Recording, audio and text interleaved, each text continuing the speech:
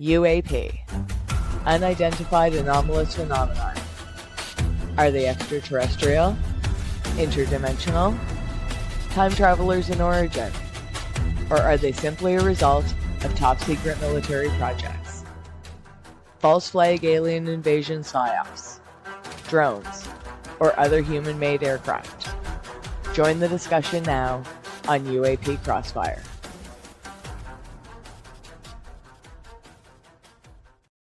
Wasn't that a great opening? That was done by our marvelous producer, Amanda Commanda. She is just going crazy with this new streamware she got and made that fantastic opening. Hey, listen, folks, this is UAP Crossfire, where four alpha males try to figure out the greatest question in the universe. Are we alone, or what the hell is happening out there? We got a lot to talk about tonight. But first, I want to get a couple of things. Hey, if you enjoy the show, go to our YouTube page, click and subscribe. It really helps us. We kind of feel good about it. So go there. You can check us out on Rumble. You can check us out on some of the other places. We got these little tidbits and stuff. But YouTube page, you can see all our great shows. And we really enjoy you guys coming to see us. Okay, so now that being said, I want to just say a little thing about Nick Pope. He passed away. I feel bad about him. I'm going to bring the Padre on now. Amanda, would you bring the Padre on? One of our co-hosts here, Dan the Padre Carlson. I know, Padre, you wanted to say something about Nick Pope and wanted to give him a little prayer. Let's do it. I think that's a great idea. Yes. Heavenly Father, we ask you to please wrap your loving arms around Nick's family, especially his wife, Elizabeth. We pray that you will comfort her with your peace. We are thankful for the life that Nick gave and the many fine works he did in pursuing this mystery. We ask, Heavenly Father, for you to be near and dear to those who are grieving this evening. We ask these things in Jesus' name, amen. Awesome. Thank you, Padre. And now I want to bring on my, excuse me. You okay? Hey, listen, I didn't win the lottery. You brought back my sound, but remember you gave me a prayer last week, and I wanted the lottery numbers, and I didn't win. So you got to get a little God won with that, okay? Please. Yeah, God won, and he didn't want to share it with you. What can I say? All right, I want to bring on our other co-host right now, the silverback of ufology. He's a great guy. Listen, I pray for this guy every day. I pray that he doesn't get us kicked off the internet is what I want him to do. Hello, Decker. What's up, baby? Hey, we're just living the dream out here in California. We're pushing 80 right now. You're around 80 degrees. One of these days. This weekend, I was once again over the holiday of Easter, Chef Boyardee. My wife gave me all cooking duties as of, well, God, when we first met going back over 38 years ago. I've cooked every holiday meal since then, Christmas, Easter, Halloween. I mean, you name it, I've been cooking it. And once again this weekend I did, and she claimed to love it, so I guess it was okay. So other than that, we're just living the dream here, buddy, keeping an eye on what's going on around the world, and that's a little crazy right now. Like I said, we'll know something about what's going on in the world at 8 o'clock Eastern time tonight. Woohoo, man. We'll see where the fireworks go from there. But this isn't a political show, folks, so we're going to end it right there. But however, got to get our final co-host on, Commander Cobra. Good evening, gentlemen. What's up? How are you doing with Zeppelin? I just got to see his pig. He has a pet pig called Zeppelin. The most beautiful pig you ever seen. I got to tell you, it's great. So what do you got for us, Cobra? Well, first, I think we need to have people write in to uapcrossfire@gmail.com. And I think we need to renegotiate the Vicky and Silverback contract that all federal holidays, Chef Boyardee should take so Juneteenth, Martin Luther King Day. I mean, I think we could probably pick this schedule up a little bit. I will communicate directly with Vicky on this to get her yay or nay on this. Let me just interrupt you 1 second. I did get an email from a fan. It was great. He says, Chris, love your show. Great idea, but you suck. So that was the end of that email. So, I'm sorry. I'm sorry, Chris. I was in a really bad mood when I wrote that. I don't want to put my email on there anymore because I don't want the email coming in. I feel really bad. I was just in a bad mood when I wrote that. I apologize. So I want to just draw a little attention to Artemis, and I'm going to ask our lovely producer to join me because she and I have we're talking earlier this week. She's done a lot of work with you as well, Chris, on my other show and stuff that we were doing. So a NASA sensation is Artemis and from Sailor Moon. And that is the Artemis cat right there.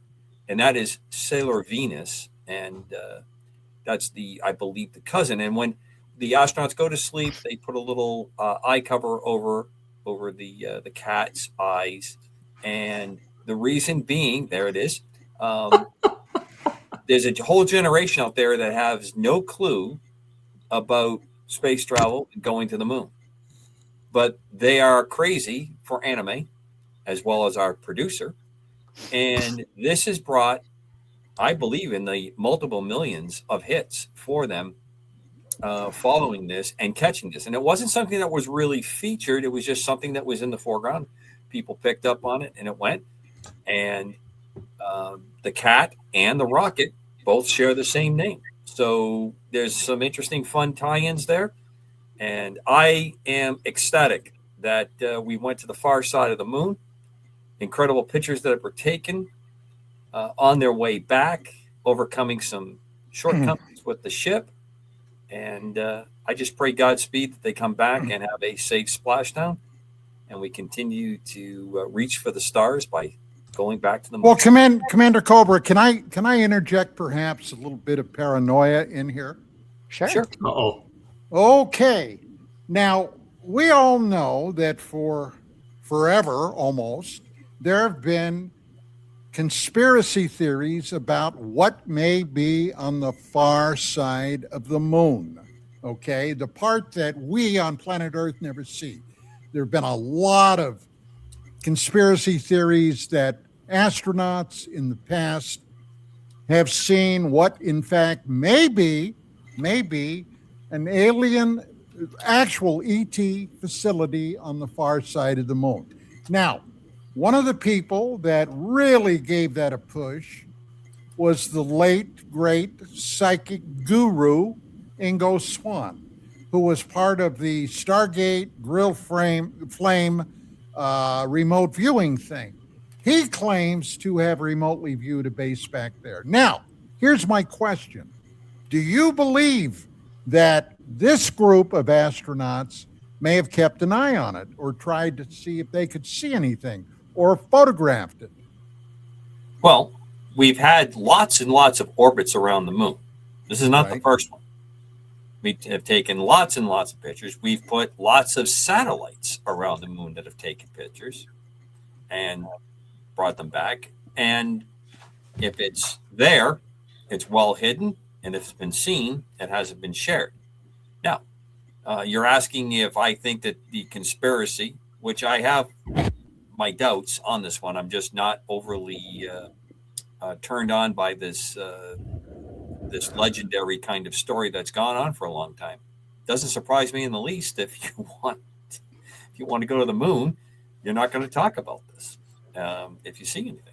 Now, we know that there is some interesting things that have happened. You and I differ in our theories, but we both agree that the live feed now with the delay, the live feed that's no longer provided on operations, the convenient hand of an astronaut going over the lens of a camera at certain times on spacewalks.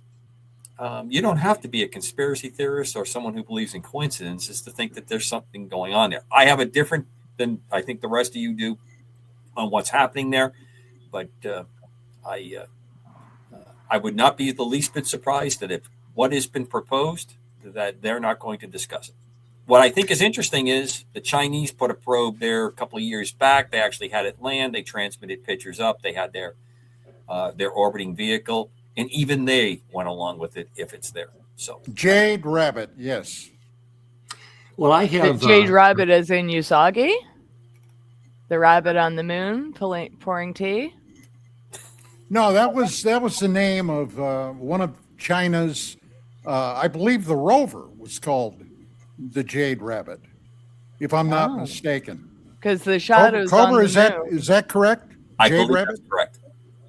I'll see if I can find it. The shadows on the moon, legends say, instead of a man in the moon, that it's a rabbit pouring tea. And that's where the name Usagi comes from, which is Sailor Moon's name. who is this lady? Anyway, Sailor Moon? I wanted to She's the moon princess. Don't to make weigh it in here with The Disney princess. have No, you seen Sailor Moon's not Disney. No, his but heavenly- I made you the Disney princess. Oh. Okay, well, Because he has the Academy Award from Disney. He can do that. that's right. That's right. Royalty. Okay, if you made me a real princess. Ta-da. And Oh my! Luna and I are very excited. We're very proud of Artemis. There's Venus behind me. I got all dressed up for the occasion. Wow! See my outfit? Wow. And Yeah. she's got two You can't see arms. my back bow though. Sorry. Not great with the green screen, but I hope HR doesn't get on us, guys. why is that? Well, I'm in charge of HR, so it's all set. Objectifying you, Amanda. Well, I can always edit this out. I am the producer. Yes. Bet tonight. No, I think we need more of this. oh If Get- this doesn't make ratings go up, nothing will. my goodness. And when your viewers drop, I get fired. We'll see. Yeah, viewers, we have the best viewers and listeners on the planet. So you tell me. Sailor Venus, yes or no? Sailor Venus. I say Awesome. yes. Thank you. We're very proud of Artemis, and we can't wait until they're home. And Yes. Try not to And- poke yourself in the eye, Chris. We have a from lunch. the I gotta figure out how you did that. peace sign sideways. Oh, is that what that? Yeah, Okay. peace sign sideways. This is. Oh, a I'm peace sure the sign. audience doesn't want this. You've got to you really have to get, Ergo you really have tutorial. to get him up on some little anime training. Yeah, that would probably be better. Anyways, Ergo crash course. No, but final thought. I am also Canadian, and I'm very, very proud of our astronaut that's up there. So Godspeed to them all. Thank you for your words earlier, Padre. Looking Mhm. forward to getting those pictures. That's And my that's a- shadow rabbit. great. I'll try to find you the It's picture great. of Usagi, the rabbit on the moon. Sailor Venus, can you put up that picture of the cowboys? I love that picture. Oh, and my alter ego, I'm not actually Venus. I'm actually Sailor Moon. Sailor Moon. I love that. Well, looky there. What is really classic about this, Padre? She puts you in the character that was the Reverend, the minister, after his astronaut career, James Huh. Carter. She put you in there. She didn't know. Wow. No. This is from the Wow. movie poster Space Cowboys, and I unfortunately have not seen this movie, so I just took random chance. I think Commander called dibs on Clint Eastwood, so sorry guys. Should have beat him Wow. to the meme. Don, I got to tell you, she makes Wow. me look pretty damn good. That's a great of you. I think I've got to disagree with the amount of gray she put in my hair. Yeah. It's not quite that gray, but That was Yeah. well, But you if always have to wear tell a yourself hat. there, I had to get rid of the Shadow hat. Rabbit. That was the problem. You're lucky I didn't put up the picture I made with you as Sailor Scouts. Talk about legs. Woohoo! That'll get your ratings up. I do not want to see that. I mean, that That's would be blackmail so material. nightmare. Save that for a good day. Yeah. Maybe when we go back to the fireball, you might be able to put that up, but I don't know about right now. Anyways, Let's go Get back on to with the dark- show. Thank you. Goodbye, boys.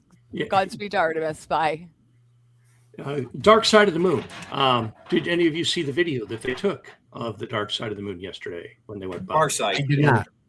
Yeah, It's not truly a dark side. It's a far side of the moon. It does The see far side, and the flashes of light that they picked up there Yep. and attributed to, I guess, we would call them meteor strikes here on Earth. I don't know what they're called on the moon, but extraterrestrial lighting. Yeah. the extraterrestrial glow sticks. You heard it here first. I thought that was pretty cool. Yeah, it's very cool. But the question I had is, since the flashes took place over what appeared to be a stationary area, how many times can a meteorite hit one place at the same time?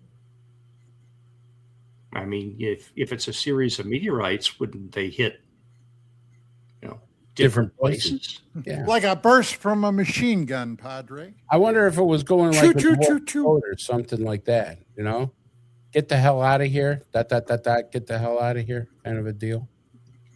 And stuff. I don't know. Hey, let's face it, we all think there's bases on the dark side of the moon. No, not all of us. Sorry. And not all of us. Yeah. Okay. It's a possibility of a dark side of the moon and stuff. So, they could be flashing and saying, hey, look at the crazy Earthlings. They're back, man, and stuff. But I mean, who knows? I mean, my remote viewing extends to my Ring doorbell. I don't have the ability to go look. Well, we're going to do a little remote viewing right now because we're going to remote view General McCasland. I just want to get this out here because we've been talking about it. I can't wait to talk about this because we have two law enforcement officials on this. Good. And we also have a man of the cloth here who's had to handle this kind of stuff. I can't wait for this one. Yeah. Mm-hmm. Well, what we have is some new release video that is there and some ideas. So as we talked about before, General McCasland, we all thought, well, maybe the Chinese picked him up. Maybe he committed suicide. Maybe he's on the run and whatever else that we can think of. Amanda, put up that first photo, so people who don't know who General McCasland is. General McCasland here was in charge of, well, they called him the gatekeeper of the UFO information. He was in charge of $4.4 billion worth of special access programs. He's the guy that they say had all the secrets, who was read into just about everything from what's being said. Photo number 2, please.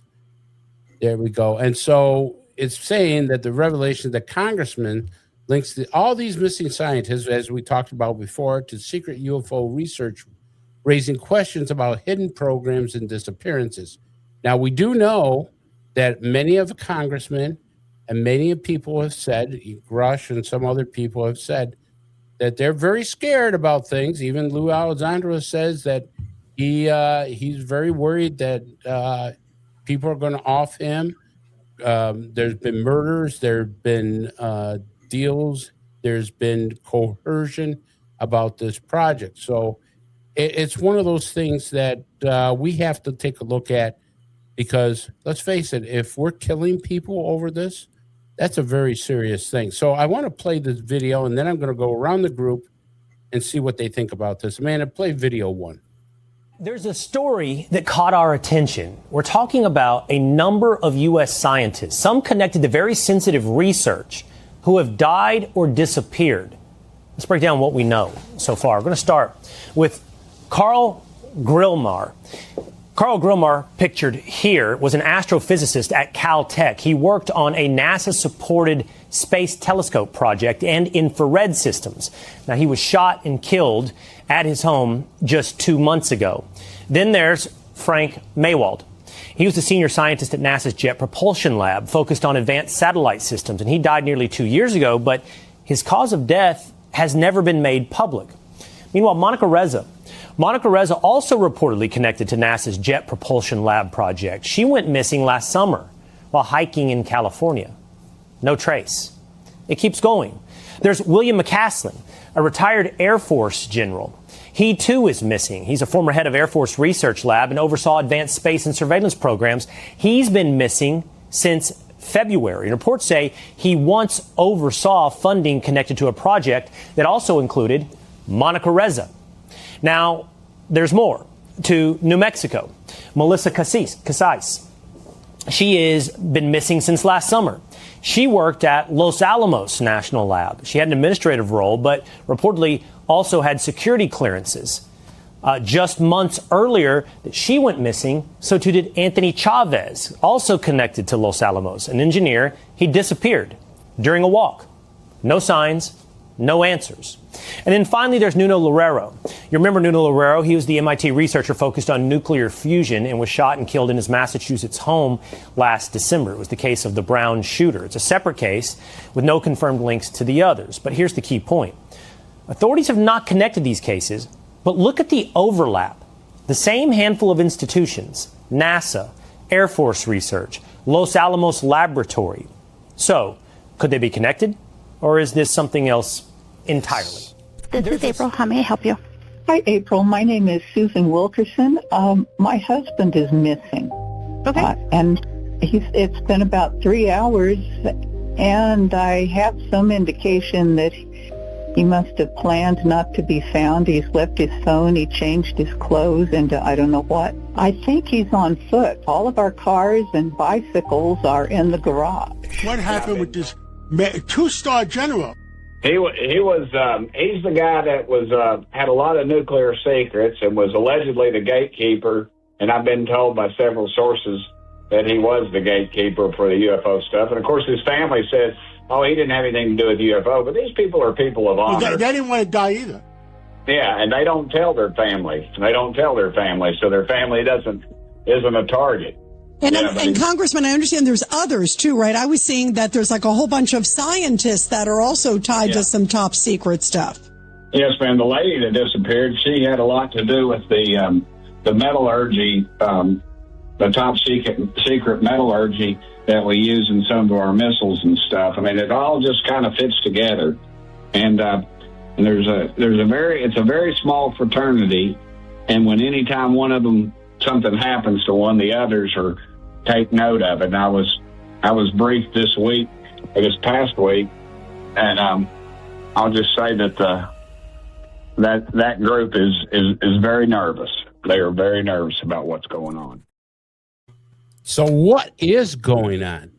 And that's the key. Now, look, being a major crimes detective in my job before I retired, it's very hard for me to believe in coincidences.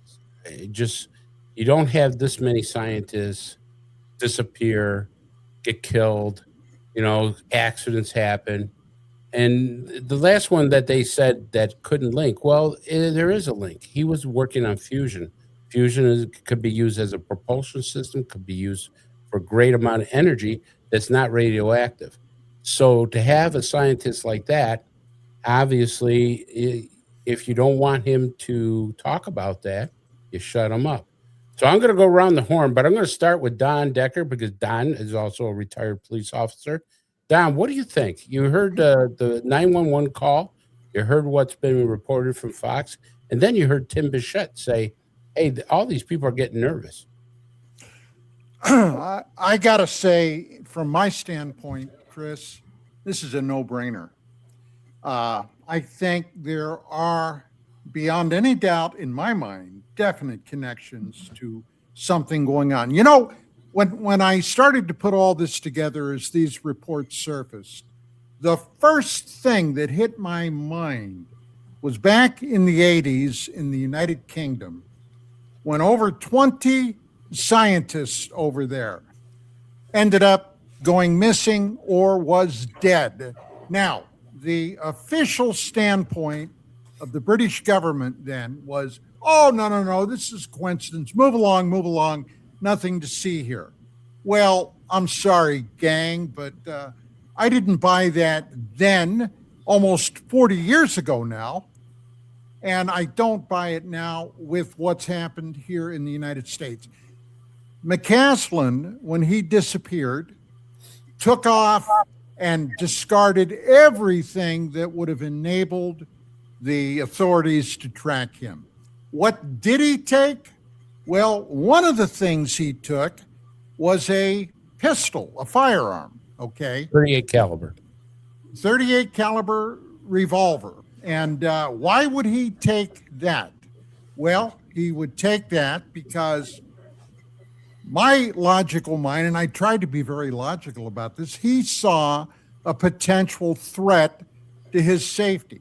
He split the house. He left behind his watch, his cell phone, all these things that would have enabled the authorities to find out where in the heck he went. Now, His wife said he didn't take any of their vehicles, didn't take any bicycles. I suspect somebody may have picked him up voluntarily now, okay? I think he had something planned. This is my speculation. And he went to a safe house somewhere. This is what I think. Now, if this guy was truly the gatekeeper, okay, with the UFO UAP situation, there are a lot of very, very weird things. Everybody here tonight, you, Chris, Commander Cobra, the Padre, we all know the stories. We all know the suspicions of what's been happening, especially since December of 2017. And going back to then, when we find out about the Nimitz battle group, regardless of what those objects, the Tic Tacs, were, this is when it lit the fuse, okay? Suddenly, and I've been in this thing for almost 40 years, suddenly mainstream media finally sat up and took notice. Now, if my suspicion that at some point, probably with the Roswell event back in the end of June, first part of July, 1947, something was discovered that, just no other way to say it, freaked out the powers that be, and have ever since been a core secret that today is surrounded by an SAP, a special access program. They're terrified that some of this may leak out because they're convinced, whatever that thing is, that it would have an absolutely detrimental effect on the public. Yeah, but what do you know about this, Don? I mean, he was in charge of the special access programs. Yeah, but what if somebody has him targeted? What if somebody decided that this guy, if this guy talked, okay, under certain circumstances, the whole kit and caboodle would collapse. So, would they take somebody like that out? Would he have a mysterious heart attack, a mysterious stroke, a mysterious suicide with 9mm bullets in his brain? Yeah, I think the guy was nervous, and I think he was getting out of Dodge. Do you think any of these people were abducted? Oh, yeah. I think Reza was. Abducted how? By aliens or abducted by other people? Other people. No, Chris? I'm not ready. I'm not ready to go to the alien thing yet. Chris? Yes? Abducted by people or aliens? I think abducted by people. I honestly... No, just curious. Yeah. Not my turn. I'm sitting here. I'm keeping my powder dry. We're going to get to you because I know you're just itching to go after me. So that's okay. No, your paranoia is showing, buddy. Because I talked to you before the show. I mean, you pretty much gave me a shot across the bow. Did I give you a McCasland? Did I give you a warning? Yeah. Are you leaving later on? No, I'm just telling you that you gave me a shot across the bow before the show even started when we talked earlier today. So I was like, okay, he's got his ammunition ready to go after me for some stuff. So, hey, let the powers be. I'm going to give you the last shot. But I want to go to the Padre. Padre, this guy disappears. He leaves all his tracking devices. Now, some say this might be a suicide. And you've seen a lot of suicides in your, as you're being a Padre. Could it be a suicide? I don't think so, because they've scoured the areas. There's no blood. There's no note. From what I understand, there was nothing in the days leading up to these disappearances to indicate. Wasn't there a report of brain fog? Well, I get foggy in the morning before I have my coffee, and I'm not going to off myself because of that. It's the. I think, I had speculated about possible foreign adversary abduction, but we're getting to a point now where so many people are involved that I'm beginning to doubt that, because I can't perceive that our security around such people would be that bad to have so many of them. I mean, I would think that after Ms. Reza disappeared, and you look at the things that happened prior to her, that we would be increasing the level of security around these facilities and their key personnel. Which leaves me with the other thing I mentioned last week, and that is somebody assembling a team? Now, the thing that argues against that is we have 3 people that are dead. Are they dead? I mean, well, he was shot on his porch, and the sheriff's department or police was he now? That. Now, see, somebody's dead, but are you sure it's him? Exactly. And, I think if you really, from what I understand, I don't think he was married. I think he lived alone. And, if you really want to have somebody,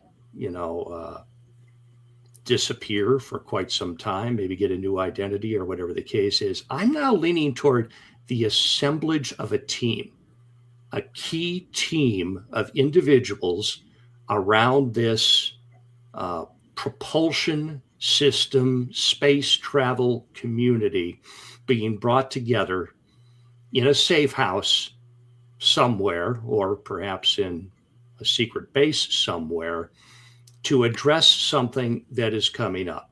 And we're going to get deeper into this as we move into the show, but more and more people are sensing something's coming, that we're at the precipice of something. And I think it's going to be an all hands on deck situation. And maybe there are aspects of UAP research where they really needed to bring their bigger brains in. Well, they did say that he was under some kind of medical care, that he was getting some brain fog. Now, I agree with you. I mean, I have brain fog every time my wife asks me to do something. So I turn around and say, I don't remember that, honey. But I mean, obviously, this is a guy that had a lot of secrets about a lot of special programs.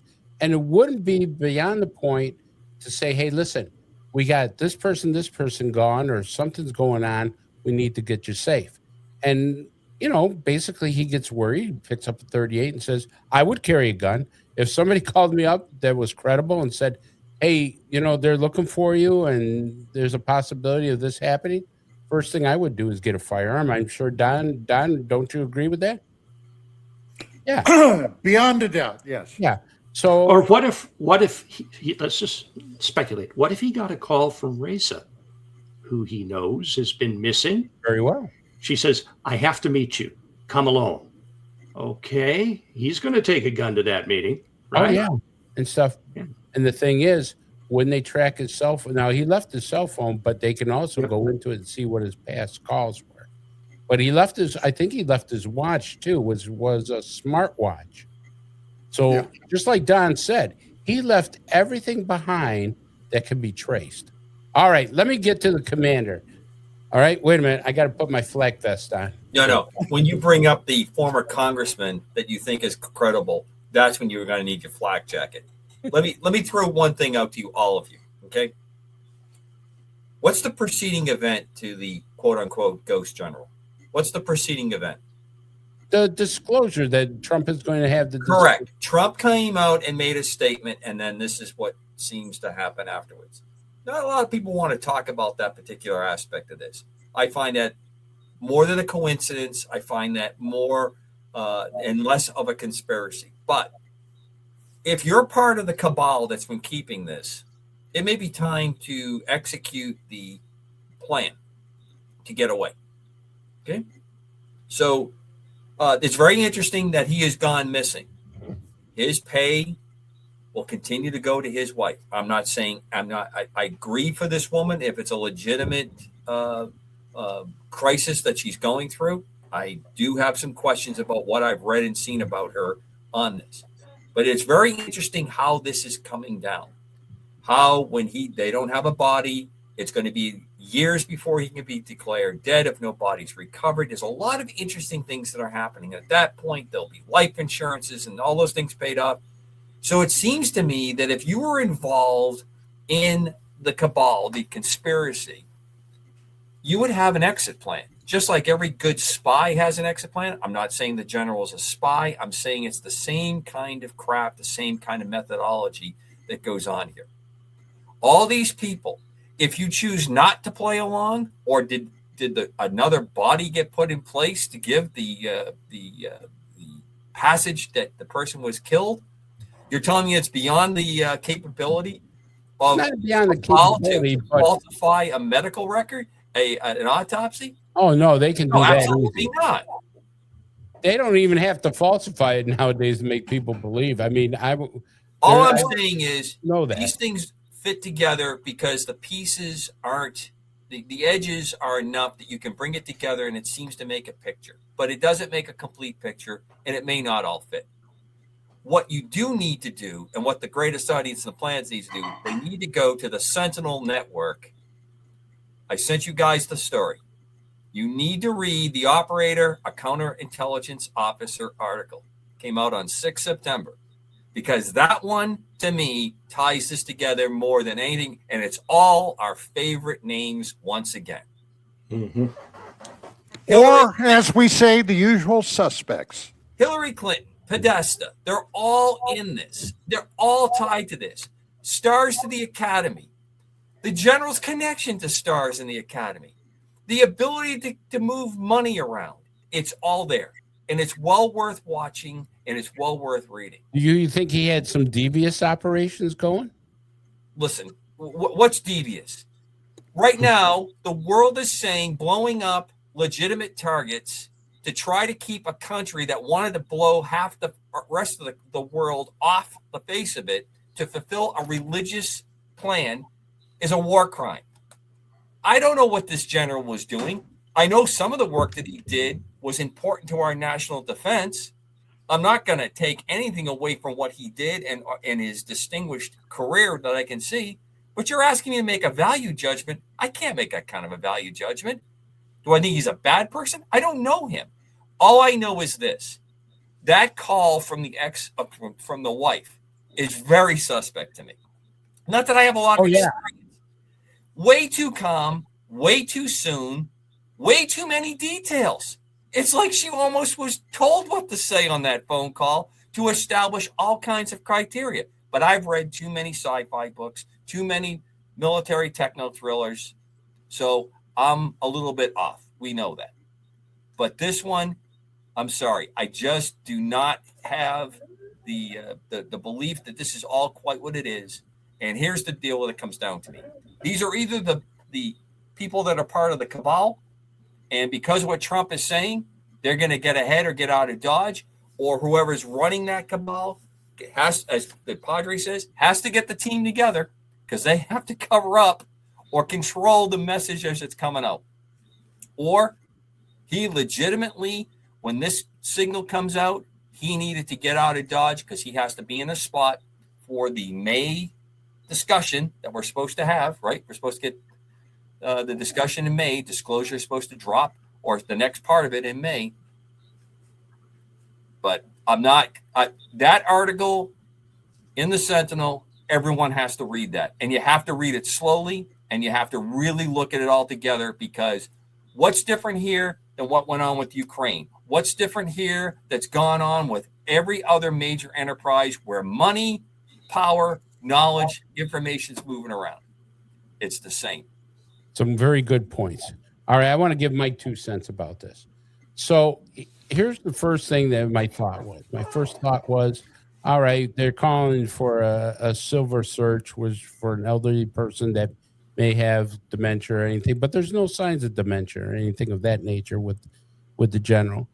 I'm very leery about a kidnapping. The only way you could see about a kidnapping where I would get really suspicious about that is the technician that was in the house after the wife leaves. The scenario goes as the wife leaves, hi, honey, I'm going to go out. I'll be back in an hour. Technician is there doing something in the house, whatever. Now the technician and him are alone. Now I could see an abduction there by somebody pulling out a gun, saying, hey, you're coming with us. Car pulls up, bingo, bang, they're gone. Obviously, if you're a professional, counterintelligence officer or a spy or whatever to kidnap this person, you're going to say, drop your wallet, drop your phone, drop your watch, and away you go. Because we do know there was a technician in the house. So does he leave the technician there? Does he just walk out the door? Or the other scenarios, the technician's done. He does have a phone call. He does, hey, there's a problem. We need to get you into a safer place. Takes a 38. I would do the same thing. Don agrees, and I think everybody agrees that if you're going to go to a suspicious meeting where maybe you don't walk around where he lives in Albuquerque without a pistol. There's coyotes. There's mountain lions. There's all kinds Snakes. of stuff. That's normal. That's just normal. You're aware. He never said he always took the pistol. It wasn't a thing that was normal with him. I'm sorry. You're giving her value, and I don't understand where the value comes from. You point to something like it's evidence, and I just got to wait the BS. A little bit of value. Now, I'm not saying that phone call was not suspicious. It was, because she actually played out a plan there. But you have to look at every angle and then narrow the evidence down to whatever path you want to go. You have to go. Well, down. when I was a working cop, okay, and a phone call would come in and say, my son, my daughter, my husband has been missing for 3 hours. I want to get the police looking for him. What is the normal law enforcement response to that? Oh, you need 24 hours before you can do a missing person report. At least, okay. 12 hours if it's a juvenile. This was the first flag for me when I heard that call previously, okay, from his wife, from McCasland's wife. So, yeah, there's something that smelled fishy from the get-go, guys. All right, a very smart man, right? Smartest man in the room, but he has this brain fog thing that no one can quite put their finger on. But he would not have a burner phone. He would not have a satellite. I'm sure he did. Satellite digital pager. Like I carry when I'm in the plane. So if the plane goes down on a remote spot and I can't get cell phone coverage or I don't get a radio call out, I can put out an SOS code and you can zero in on me. Not traceable until you send that code up, not till you activate the SOS. But people are trying to tell me that the smartest guy in the room leaves all this behind, very, very public, but wouldn't have alternate form of communication. And the technician, again, read too many of the West Germany spy novels of the 60s and 70s, but that's the guy who's given them the brief. Probably handed them the burner phone. Could be. Here you go. Here's where you got to go. Here's where you're going to go. And here's where your ride is. Good luck, General. See you when you get to Valhalla. We'll all be waiting for you. Could be. It could be. Oh, look at that cat. Now that cat is a cat's cat. Look at that baby. One thing we haven't done is identify the technician or anything come out about the technician. He's been cleared by the police, Chris. I think that would satisfy you. No, it wouldn't satisfy me. I can tell you that right now. Come on, Chris. Hey, He's been cleared by the police. It was in the papers. He was cleared by the police. Why do you think my captain always had to take aspirins when I got a case? Okay. He used to say, "Who's got this murder case?" DePerno. Oh shit. You said a bad word. We're gonna strike on YouTube. Here we go. All right, let's get on to the next subject. This is going to be a great one here, and I'm going to start with Don again because he's going to love this one. All right, so I want to talk about a fake alien invasion. There's been a little talk about a fake alien invasion. Is it bullshit? Yeah, our guy there, Stephen Greer, reveals shocking. You're going to get us completely thrown off YouTube if you don't clean up the potty mouth. I'm sorry, I will right now, and no more swearing from me. But I'm just setting it up for Don because I know what he's going to say. All right, so Shockley claimed government could stage a fake alien invasion to unite the world under one rule. Now we've talked about that. There's people who want to have a one rule government throughout the world and stuff. And Stephen Greer says they're going to try to do with a fake alien invasion. Now, before we get to it, let's watch this video. Amanda? False flag capability, where in the past, for psychological warfare reasons, psyops, They've engaged in using our man-made UFOs and abductions and mutilations, and all the UFO kooks say, oh, the aliens are doing this. I go, no, they're not. I know the guys who are doing it. I have a number of them on my team who admit to doing it. And I have documents that prove we've been doing it. But we don't know at what point they're going to take that one step further and stage an alien attack on the planet that would be all human, but it would fool everyone. And I debriefed somebody in 1997 who in the 70s was on an interagency team. He says, yes, we can hit a button and the sky will be filled with our man-made UFOs attacking places, and everyone will think it's an alien attack. It's your classic false flag. In the Pentagon, it's called a deceptive indication and warning, or deceptive INW. That's what they're called when you do stage a false flag. And people forget, that's what the Gulf of Tonkin was. We staged this attack on our own Navy vessel so that the warmongers could expand the Vietnam War, and the public was so upset that President Johnson was stampeded into expanding that quagmire into the mess that it became. That's a fact. You can go look this up. And actually, I won't go into this too far, but 9/11 was that kind of thing. So I think that what you have here is the big one after COVID. COVID was also a big psyop. That was a biological warfare weapon for the purpose of testing to what extent they could control the masses. The big one would be this, what Werner von Braun warned about on his deathbed. He said, he said, we are going to hoax an alien attack on the planet. It's all a lie, but it will trick and fool almost everyone. So we're trying to expose that. But see, if this festers much longer with that group that have the technologies I'm talking about, in a minute they could stage this and it would fool. Well, it had. I mean, look at what they've been doing for decades, fooling everyone. Everyone thinks, oh, those are alien events. And, our military guys chasing these objects thinks those are military, right? Well, they're not. Or alien. They're military or covert aerospace programs. So the ability to hoax and attack on our planet is... Okay, so Stephen Greer says that we're looking at the possibility of a fake alien invasion. Brings up the Werner von Braun, who has said that, and that was brought by his secretary, Rosen, his assistant, I should say. So I'm going to start with you, Don. Fake alien invasion, he compares it to the Gulf of Tonkin? God, where do I begin? Okay. Greer. All right. Vicky and I received a call from Stephen Greer back about 1991 or so at UFO Magazine. Didn't know who the guy was. He introduced himself as an emergency room physician, and he'd like to talk to us about the UFO thing. So we agreed.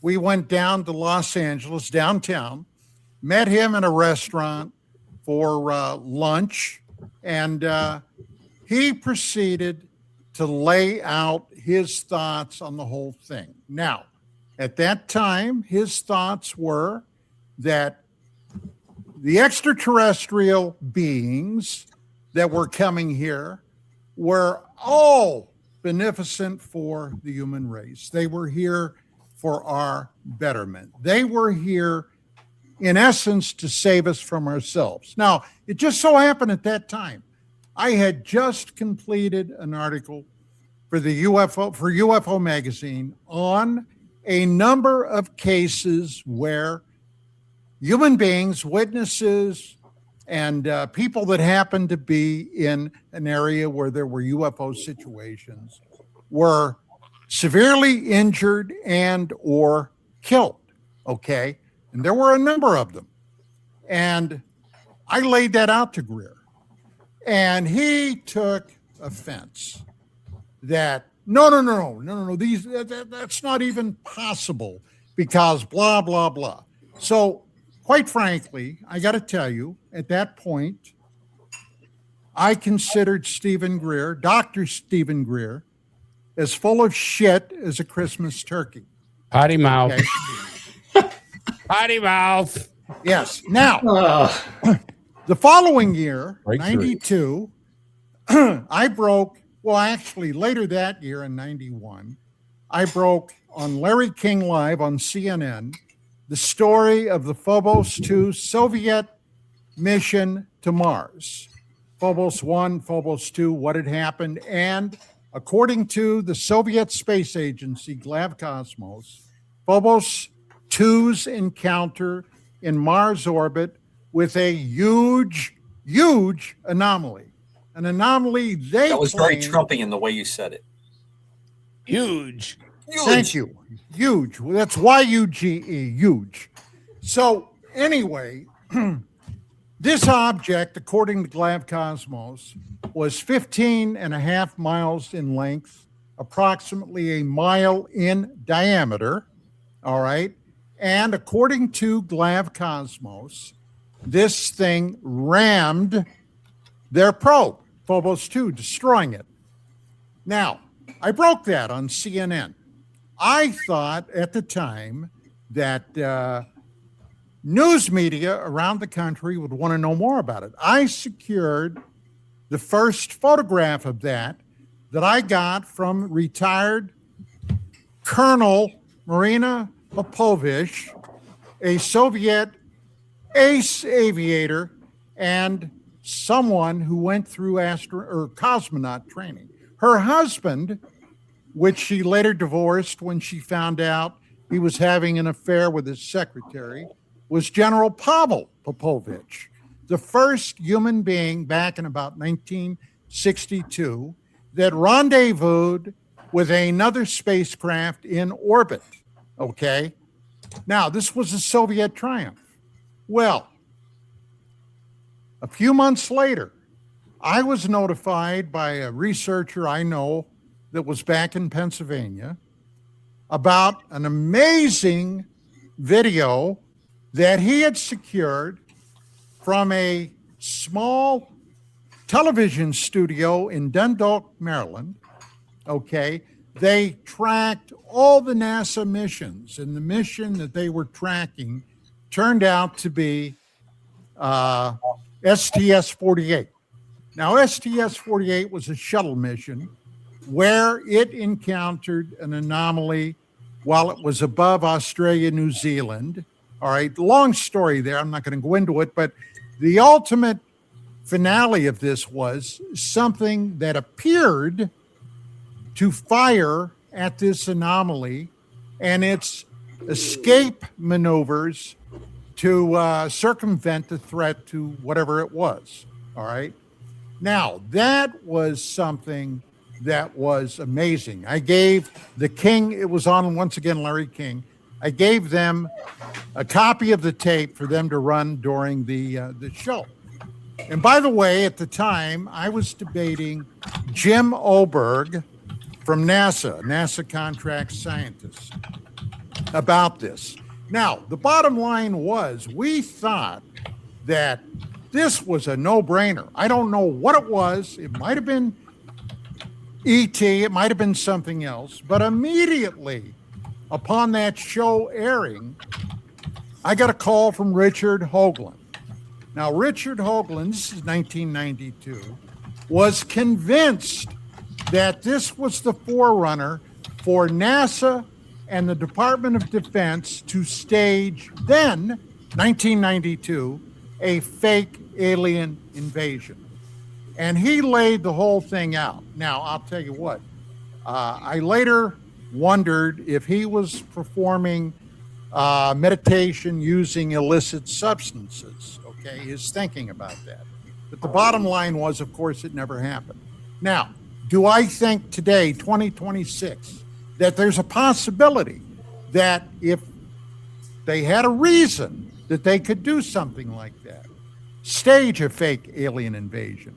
Yeah, I think it could happen. It would be possible. We certainly seem to have the technology. Hey, let us not forget, if you even knew that back in 1962, during the Bay of Pigs invasion, the Central Intelligence Agency had a plan in place to do a PSYOP operation in Cuba to get the Cuban population convinced that Jesus Christ was returning to Cuba to overthrow the communist government of Fidel Castro. This later came out. Now, I got to say, these things have been around in the pipeline for a very long time. Now, Greer coming out with this supposition of his, got to tell you, left me entirely frigidly cold. There is, in my mind, very little probability that this is what's going on, a fake alien invasion. But let's wait a second. And just for the sake of this discussion, let's ask what would happen if, in fact, there was a fake alien invasion. You see what a chaotic mess the American public is in on a normal day. Can you imagine what would happen if, in fact, this were to occur? I mean, I'm telling you, my cell phone here, let me, probably should have turned that off. I'll tell you, we can go to break. You want to go to break? Yeah, let's go to break. Amanda, let's go to break, and we'll continue this right after that.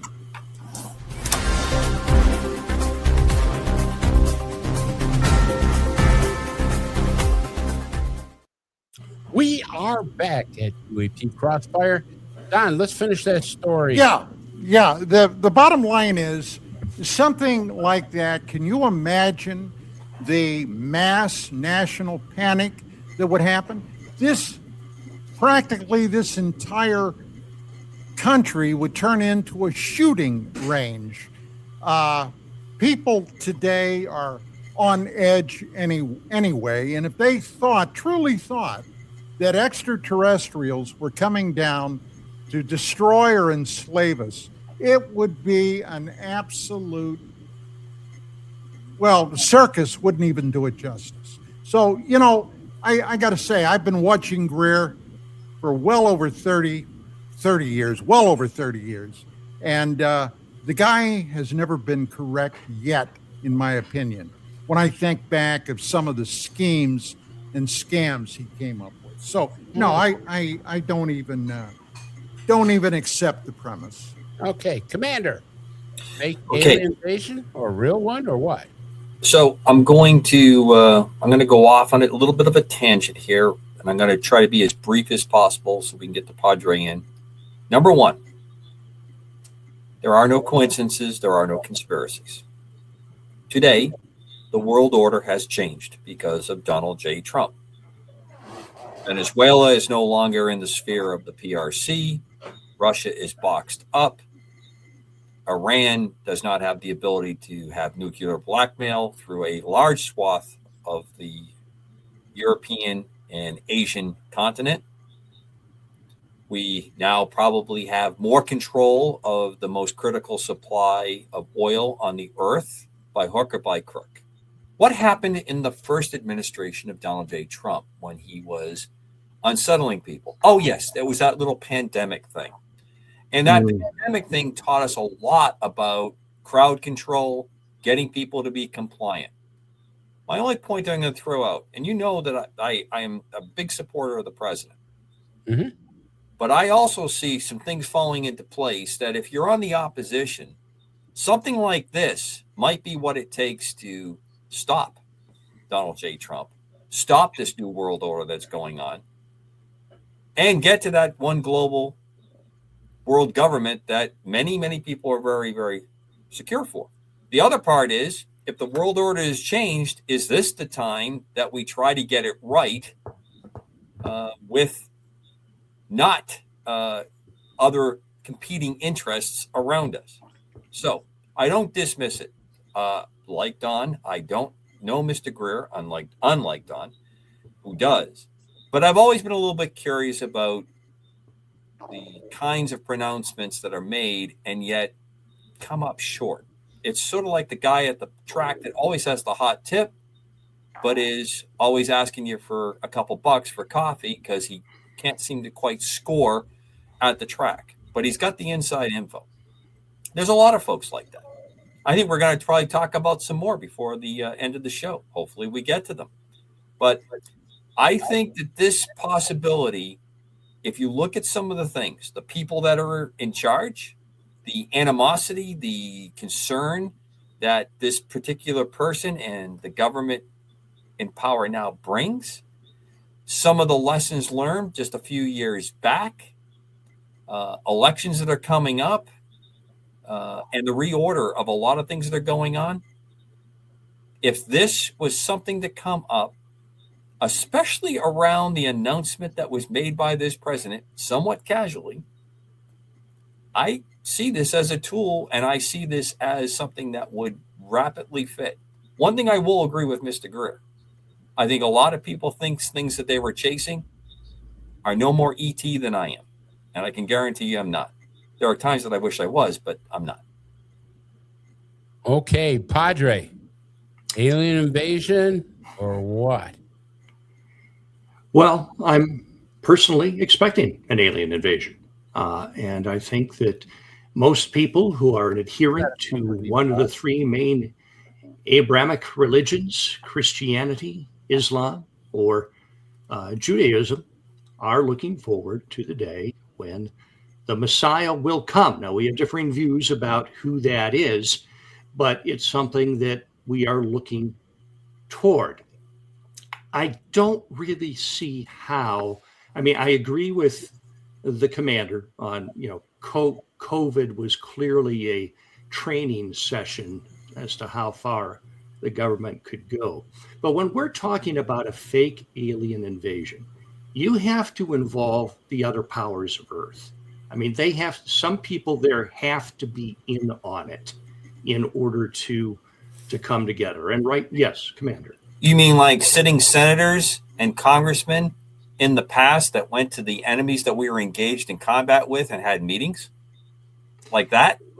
No, I was thinking in terms of, you're going to have to get the... You mean like the deep state, who's already talking to other parts of the deep state, saying that the only way we're going to be able to get this guy out of control and get to our ultimate goal of utopia and man-made created Earth is to pull this lever, since COVID works so well? Just saying. Sorry. Socratic question. You don't have to respond. I'll take my answer off air, as they say on Coast to Coast. But just think of the logistics end of things involved. Okay, it's an invasion. So you're going to have all of these craft, or one big one or something. They're going to have to blow up or do something in order to convince us that they're real. Another question from the coach. Just a more quick comment. Yes. AI couldn't create a stir on the handheld devices that even the deepest, darkest parts of continents like Africa and Asia people have in their hands, and convince them with AI that there's things in the sky, or things have blown up, or things are blowing up. I'm sorry. I'll take my answer off air. I'm sorry. We got a lot of answers off air. Let him finish. Cobra, you're kind of stirring the shit. I am a stick actuator by trade. Yes. When we're talking about something on this scale, though, let's say, okay, it shows an alien spaceship blowing up a landmark somewhere. You're going to have people around that landmark who are going to say, wait a minute, that didn't happen. And unless you're going to shut down the internet like you did in Iran, word is going to get out. It's so hard to keep a large scale conspiracy under wraps. Padre, what worked? What worked was, you say aliens landed. They have a biological entity that is killing us. You spread a biological agent. We already showed how that can be done pretty easy. Yeah. And the next thing you know, you don't have to do anything. You don't have anything blow up. You just have people that are getting sick. And of course, we'll show up with vaccines, experimental drugs. God only knows what you're getting at that point. I mean, I know I sound like I have the tinfoil hat on, but in this case, I think the tinfoil hat fits. And there's a growing section of Christendom that believes there will actually be an invasion of extraterrestrial craft. And I am not referring to the second coming of Christ here, but rather beings who will say they are affiliated with him. Right. And they will offer us cures for diseases, the ability to enhance and integrate with AI so that any person on Earth could have access to all the knowledge of the universe just by jacking in, like on the Matrix. The ability to live forever, because in the book of Revelation says that those who receive the mark will encounter some strange beings that are actually going to try to kill them, and they will want to die but won't be able to die. So they offer immortality, unlimited knowledge, the same things that the serpent offered in the garden. And those who are going to be deceived will be deceived, and the faithful who won't be will be hunted down and persecuted. But I mean, if you want a better idea of that, you can read material by L.A. Marzulli or Tim Alberino, or who was I reading recently? Gary Wayne, I think his name is. And these things are all laid out in a very logical fashion. So something's coming, whether it's real or fake. So that's going to be the big thing, because now you got Greer saying it's fake. So if the real one actually comes, a good section of the UFO community is going to say, well, Greer said this is fake. And so, Padre, you got to remember, when Orson Welles did The War of the World, people don't realize there was a lot of chaos and commotion. I mean, people really thought that just from a radio show, they didn't have to be shown anything, but people were going absolutely bunkos over it. And what's but don't forget at that time, Orson Welles, there was a lot of chaos happening in Europe with the Nazi regime. Okay, a lot of people, and the Japanese were rampaging through China just a year or so before. Was the rape and massacre in Nanking. Different war nerves. There was a hell of a lot of war nerves.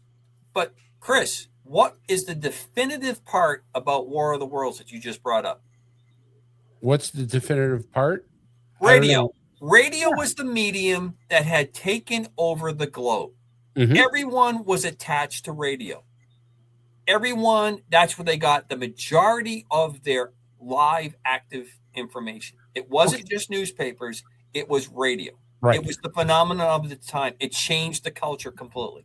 Now, I can't tell you how many, but I do remember when I was a police officer that when people came out that aliens were walking the earth, we had calls saying my next door neighbor, and this is God's honest truth, next door neighbor was an alien. We ought to come and do something about it. That's because they had a bad HOA. If you have a good HOA, good HOA keeps the aliens out of your subdivision. Get them out of here. I know, because I was the president of an HOA in Florida, and there was no aliens allowed in our subdivision. So I want to show you guys something. Amanda, put up picture 5.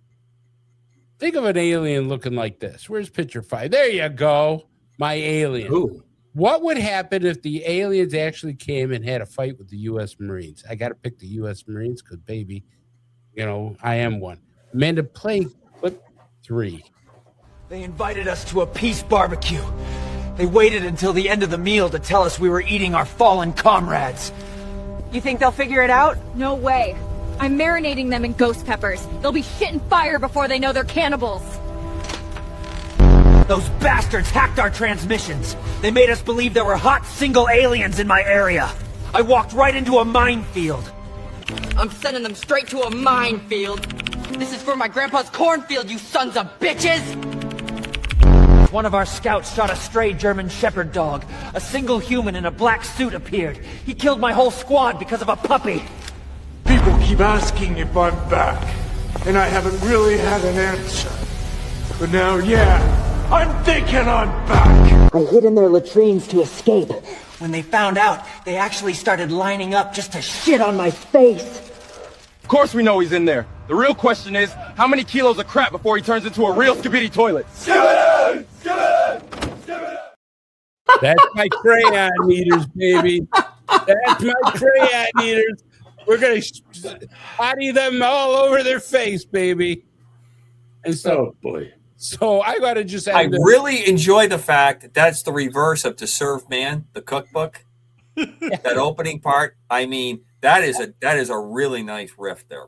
Let me tell you something. If you ever had ghost peppers, I don't know if you had. Oh, my takes away goodness. flavor from anything else. And Oh, my goodness. You will be crapping on some really bad fireballs out of that one, man. I can tell you that. All right, let's get to our next subject. You're going to love this one. I can't wait to get this one. So, are we? When I heard this, I couldn't stop laughing. Former congressman claims he was briefed on a secret military program involving alien hybrids of what we know. And the question is, are we raping aliens in order to make a hybrid race? So, Amanda, I want you to play clip 4. I mean, I had someone come and brief me who was in a military uniform, worked for the United States Army, that was briefing me on the locations of hybrid breeding programs where captured aliens were breeding with humans to create some hybrid race that could engage in intergalactic communication. An actual uniformed member of the United States Army briefed me on that. Non-human biologics, interracial alien mating. What the F is going on? Look, wait a second. You had whistleblowers tell you this kind of thing? Can you please unpack that? Yeah, I had a guy who was uniformed. He was a senior enlisted with the United States Army. Came into my office in Crestview, Florida, in a non-classified setting. I had members of my staff there, and what they explained is that the military ran a very secret program where aliens that were living were in forced breeding programs with humans that had been abducted from war zones and from even the caravans of migrants. Now, again, I didn't verify this, but what the whistleblower was telling me is that there were like between 6 and 12 locations around the country where this happened.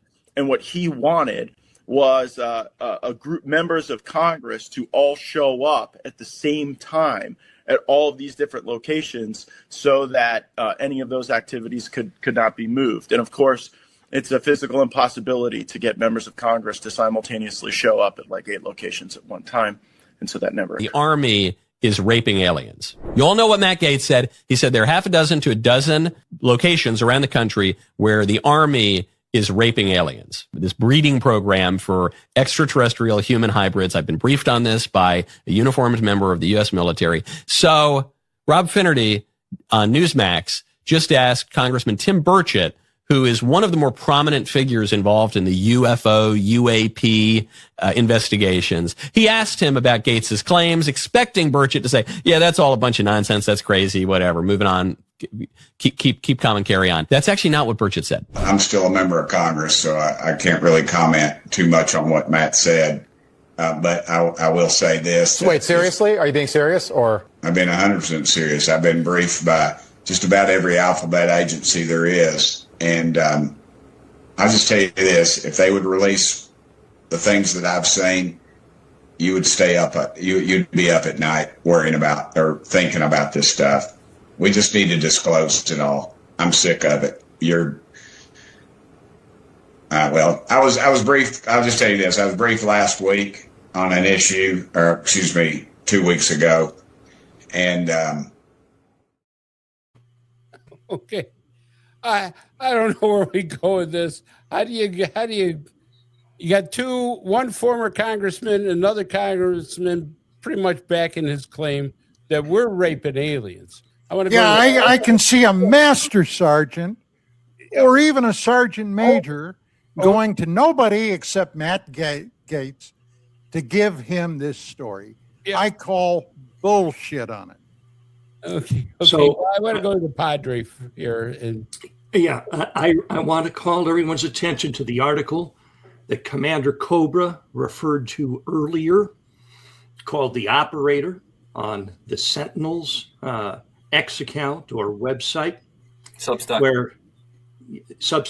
And it talks about individuals who are being used to propagate a psyop on us on this issue, and the personality characteristics that are listed there. And if it was an illustrated article, you would see Matt Gates's face next to the individual that they are describing, who has certain aspects of their personality and their life that make them susceptible. I believe the word is proclivities. Yes. Padre, I mean, let's face it. This is one hell of a story that we're raping aliens. I mean, we've heard about abductions and Chris, I'm going to ask you, let's chill on the rape word. You guys are really pissing me off with this. I find it highly offensive. I just got to say this. This is really not cool with me. So I'm going to ask you, let's just talk about a sexual congress in a slightly different way and drop that word. All right. Okay. We're having hybridization with that. Now back to the Bible. There's an instance in Genesis 6 where there are, you could call them alien beings. They're referred to as sons of God, some of some angels, who come to earth to breed with human females, to create hybrids. And throughout history, we have these accounts, and we have to get down to the knowledge that within all of these stories, there may be a kernel of truth surrounded by the fecal substance that Don has so eloquently put forth, that there may be a hybrid program, but when you put it in such a ridiculous term, nobody's going to believe it. The way they put it out there is ridiculous. Exactly. And that's what I'm saying, is the way it's been presented. It's being addressed in a mocking tone, and Commander was right to call us out on that. It's a tragedy in many people's lives, but the breeding of human and alien, to what end? And ostensibly in this story that Mr. Gates put out was for communication purposes, whatever that is. But, last time that this happened on a large scale, we ended up with the Nephilim, and that did not go well. And soon the whole world had plumbing problems. So we want to make sure that we're careful not to completely dismiss a concept because of the messenger. That's my point. Commander. First, many years back at a State of the Union, George Bush, the son, as he was trying to get out a State of the Union address, and he had great difficulty, as we know, with his public speaking, talked about controlling and not having hybrids. And he was castigated in the press. Castigated. Was this a slip? Was this an early indication of what is being talked about here? Do you believe that this is true then? I would not be surprised in this cabal, one of two things is happening. First, we've had contact and we've made some very, very bad deals. The X-Files, I think, covers it beautifully. I mean, I don't mean to wax philosophical here, but you have groups of people that made a deal. You have other groups of people that are trying to figure out how to get out of the deal. We're the chattel for this. Easily could happen. Or it could go back into the false alien invasion.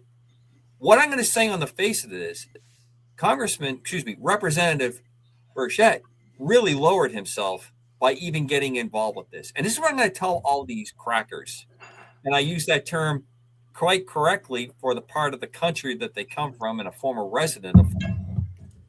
If you're going to come out and say something like this and not want to look like an attention-getting whore, would you show up with something besides your dumb face and your stupid talk and give me something?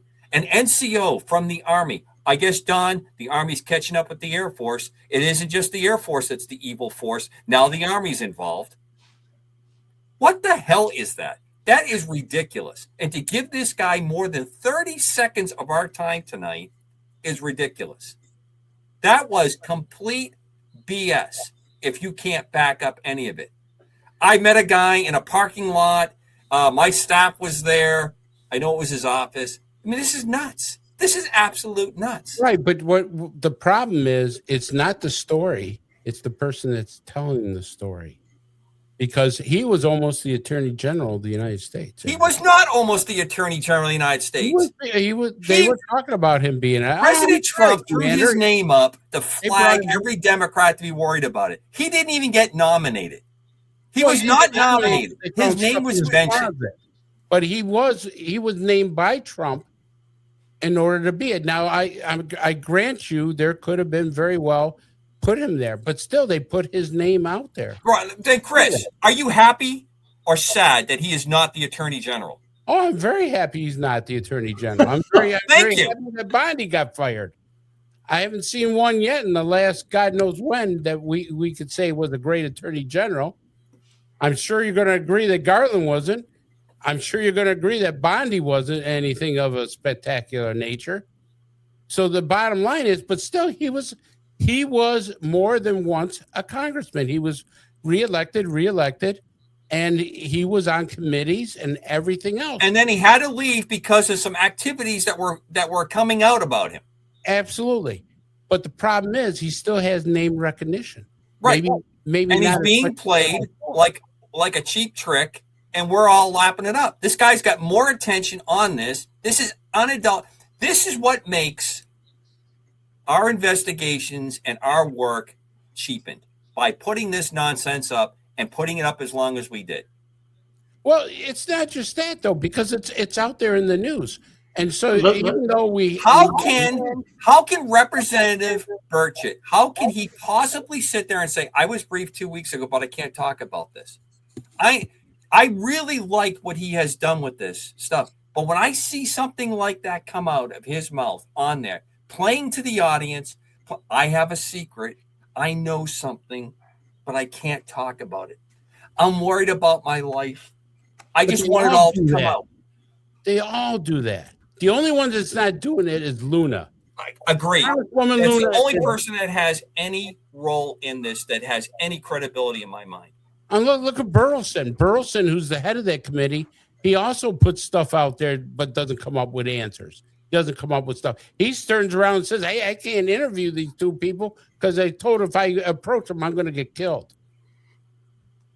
I would like to ask a question of the commander. Sure. Do you think it is possible that, the messengers aside, there is an alien-human hybrid program? Yes. No doubt in my mind that it's a possibility. Okay. Let's just talk. Don brought it up earlier. Let's talk about what we did to each other during World War II. Yeah. With people that we didn't like, prisoners of war. So if we're looking for virtue signaling, wrong group of people. And it goes back to what you earlier spoke about when we left the garden. Okay. I know this playbook. I read the book that you do, not with your understanding and knowledge, but I kind of got a pretty good idea how this is all going. So if this is a possibility, but that's not what we're talking about. We're talking about, honest to God, jack off behavior. We dumped all over Greer, but we seem to be holding back on this knucklehead. No, we're not holding back. I'm not holding back. I'd like to see him and Greer in the same room discussing world events. That ought to be entertaining television. No, I thought I said, Commander, that you would see Mr. Gates' picture next to that section of the article. And I'm afraid Mr. Representative Burchett could probably rapidly join it with that little performance they put in on this. Let's get a reaction to that. You guys think how Burchett answered the question when he went on TV to talk about this? I don't think any of them are answering the question other than Luna. No, and that's what I'm asking. Do you think it was cool how he answered that? I have a secret. I've seen some stuff a week ago, 2 weeks ago. Can't talk about it. It's going to keep you up at night. Yeah. It's going to keep you up at night. Yeah. Yeah, and one of them said it's going to set the world on fire or something like that. No, we don't need statements like that to inflame people. Well, I agree with the commander. No, show us. We do agree that there's a possibility, because I believe there's a hybridization program. Commander, you believe it, right? I do. Okay. Or I would say it's possible, not without the realm that we would actively be engaged in something like that. Absolutely. So my point being is that we already have this belief going. Now you got this congressman, no matter how much he's soiled, he's still putting it out there, and it's still reflecting of what some people like us believe could be happening. Now, the question I have, and I think Burchett is wrong, that he comes out with this whole thing about, oh my God, it's going to keep you up at night, without saying it. He should have kept his mouth shut about that. He should have just said, I can't talk about that, and go on to another subject. Because, I mean, now you put panic in people's voice when you say, I don't think panic, Chris, I don't think panic is what comes out of that. I think what comes out of it is everything that's been done up to this point before this, that he had some credibility, just went up in smoke. Just became less solid, because it makes me doubt everything else that he said up to this point, that he would be that clumsy, that stupid. And I don't think he is. I think this was the setup to discredit him. And if all the things that he said in the past, they pull you into the room, they show you pictures, they get your soul, they control you, he just confirmed it with that nonsense, that crap that he put out. And it was unadulterated crap that he threw out.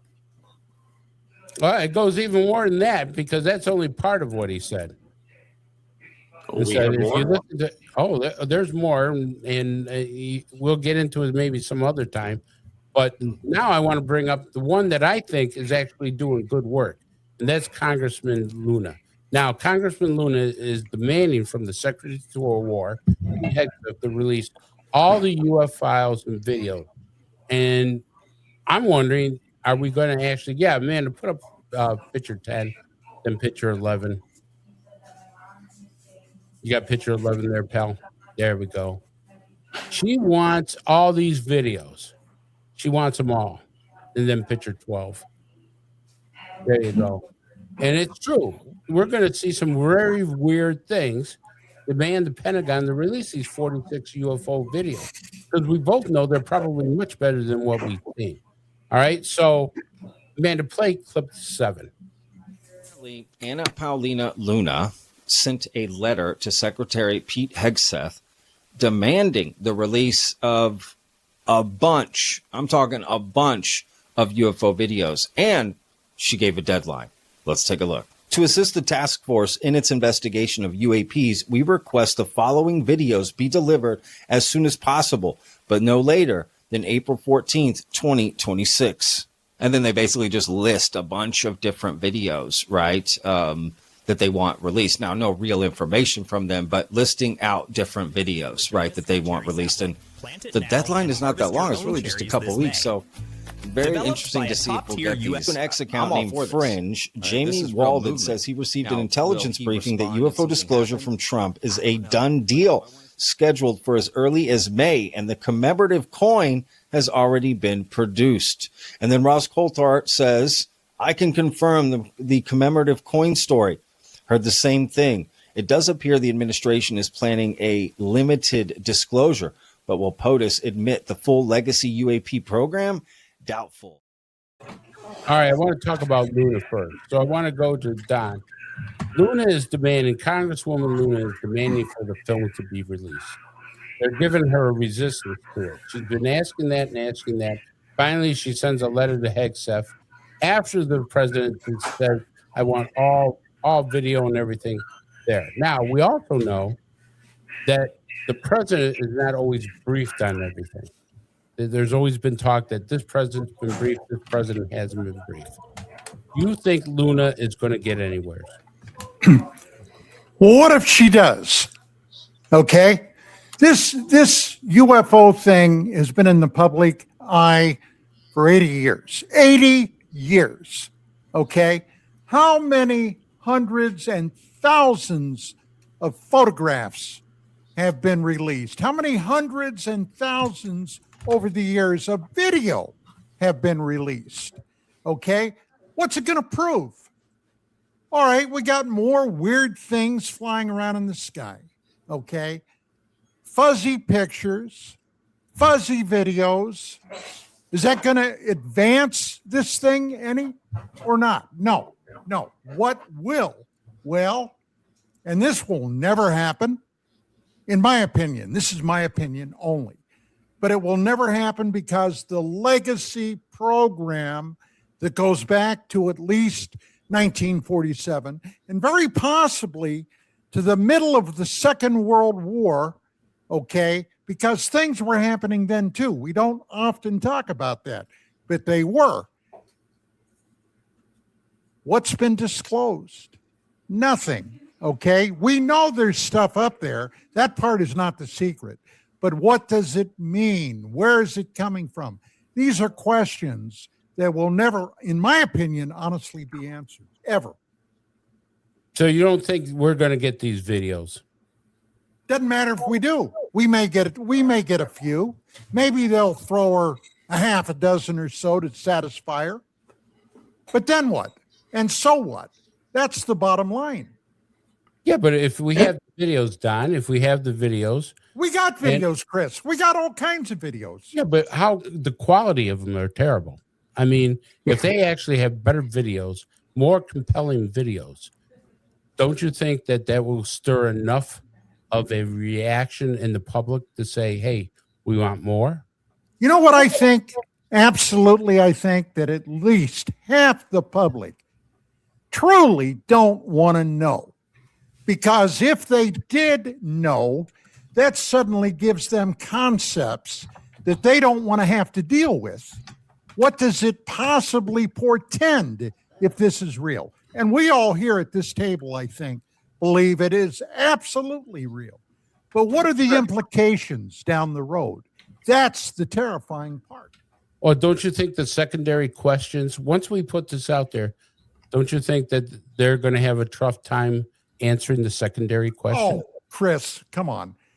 There have been secondary questions forever.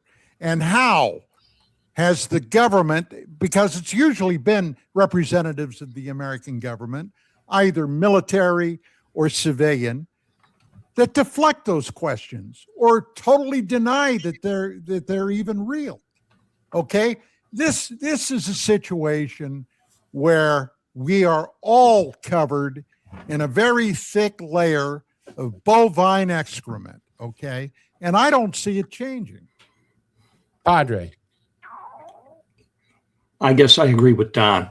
To what end? So we get a couple dozen new videos showing us blurry images or FLIR images or radar blips and things moving fast across the screen. But unless we have context surrounding the videos, which I don't think they're going to give us, when, where, how, what was, what were the circumstances of the encounter? Were there any ancillary things going on? These are the things that just say, well, national secret. So they'll throw some things up that'll be on the news for a night or two, and then we're back to square one. It's not really going to do anything unless there's a video of a UAP landing and it's perfectly clear and we see a half dozen grays pile out and go buy watermelons at a roadside stand. I don't think that it's going to be anything that's going to be moving the ball, as Don puts it. Yeah, but if, in fact, Luna gets what she wants, the videos out there, public opinion should absolutely change to where they want more. The question is, can the pressure from public be able to release more? I mean, is that where the dam starts to crack and break? There won't be any pressure from the public. Half of them have Trump derangement syndrome, so they can't see straight. The other half wants to see, Persia turned into glass. I mean, it's or lower gas prices, Padre. Lower gas prices. Yeah, the average person wants to know. Well, so what? What's it mean to me? I've watched Star Trek. I know aliens are real. It's about the depth of it. I mean, you have videos when you look at the mindset of so many Americans these days, of a guy who's going on college campuses or these demonstrations, and he says, do you think that all of this talk about the Straits of Hormuz is homophobic because it doesn't talk about the gays of Hormuz? And you have adults saying, yeah, it is. I mean, God help us if that's the depth of knowledge that we have. Commander's holding his tongue. I want to hear what he says. All right, Commander. Well, I do want to say that I did share with a gay friend of mine the Straits of Hormuz versus the gays of Hormuz. And him and I laughed so freaking hard over that. Because the earnestness of that young lady, because she just went right on with it. No thinking, no critical thinking skills. It's just slogan to slogan. So that's an interesting segue that you threw to me, Padre, because I bring that out to say we've gone through a couple really critical evolutions since Reagan in the White House that has eroded our belief. And it doesn't matter which party. I can point to stuff in each party that has done this, that as a country, we have less faith in our institutions.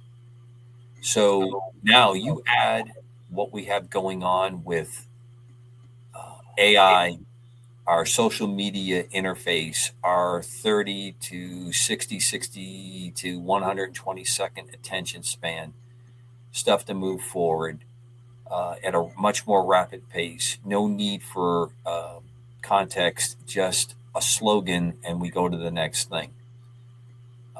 I had an argument today with somebody who was really, really upset. It's a beautiful cartoon, by the way. I had someone who was really, really upset about what has been proposed is going to happen in Iran under Operation Epic Fury. And when I pointed out, well, what about what's going on in Ukraine? Oh, different situation, completely different situation. It doesn't, no, that one and one is not the same on that. I'm not going to say that the person's wrong. I'm just going to say that it defies some of the logic to explain it. And if your answer is an emotional one and you can't explain to me why those two aren't the same, we're in trouble. So I think we're at the perfect point for all this to happen. Now, back to Representative Luna. She's consistent. The only area that I give criticism to her is that she has seen these things. She has been in the room where these videos have been seen. She's the one that's come out and said she has seen things that will really rock our world, not using the expletives that, starting with the president, seems to be the word of fashion these days for everything that we're doing, which is another interesting indicator where we are. Okay. You can say fudge instead of the other word that starts with FU and mean the same thing. All I'm saying is, intellectually, we're not advancing when all you can shout is an expletive or scream. So with that aside, some of the stuff that she's asking to see, I've seen. I've shared it with you guys over the years.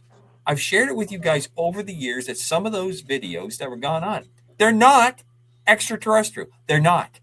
I can't say any more than that, but they're not extraterrestrial. Okay? And it has been thrown out there. Some of the others are interesting. Again, without metadata, without the context, without what's going on, what are we getting out of that? I don't know. Now, it would be nice to see Congress kind of take their role as the legislative branch of our three branches of government and kind of get back on that. And why they're doing that, I'd like them to also pass a budget, get control of our deficit. All of this fits. If the deficit is out of control and you have an alien invasion, right, real or otherwise, a lot of books can get settled. You can square a lot of crap away.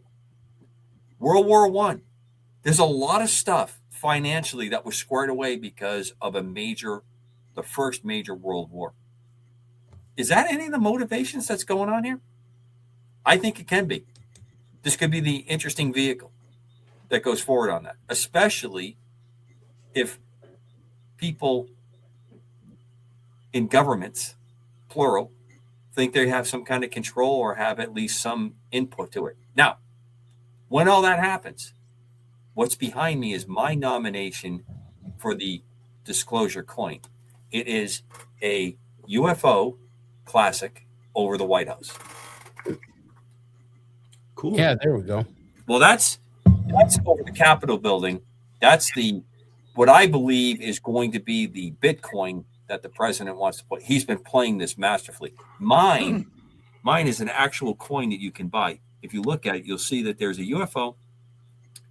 If you notice that the flag is not on the flagpole, very, very interesting signal for us people in the conspiracy world, what's going on there. And the UFO is right over the top. Very reminiscent of the movie Independence Day. Just saying. So I'm back. All right, let's get to our next story. Bob Lazar. Now, we all know Bob Lazar has been in the news, pictures, videos, you name it. Quite a story, because at the beginning, a lot of people didn't believe him. I turned out to be a believer of Bob after the years. I have to admit it. First, when I heard Bob Lazar's story, I wasn't crazy about it. But some of the things that he said now seem to be coming true. So, Amanda, let's play clip 8.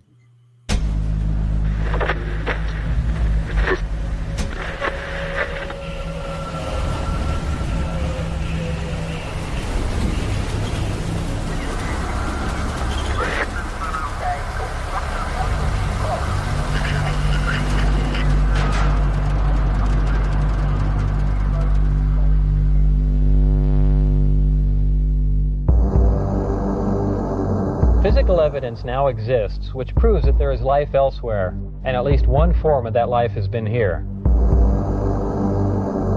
As of 1989, that evidence was in the custody of the United States government.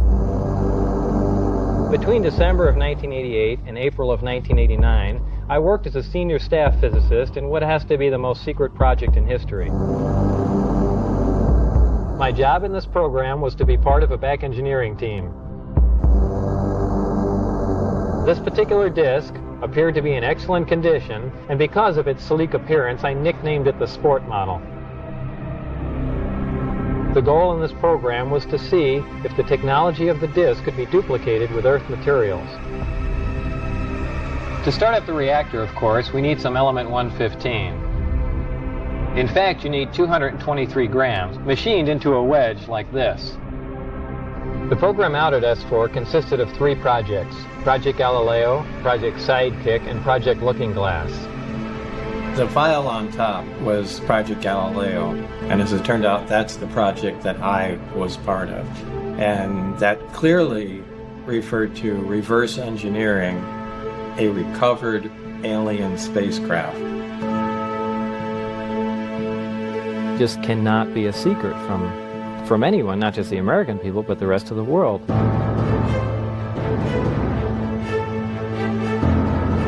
All this stuff is something that happened to him. It's not who he is. They're doing everything they can to keep this information secret. That's empirical evidence. I saw a craft to do that, thanks to him. Now this story spills, and the world changed.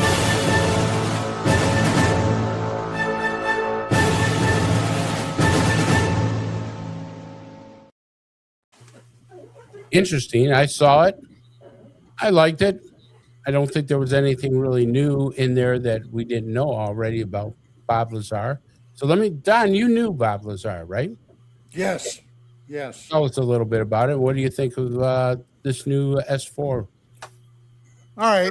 I'm going to give you my most refined thoughts lately on Lazar.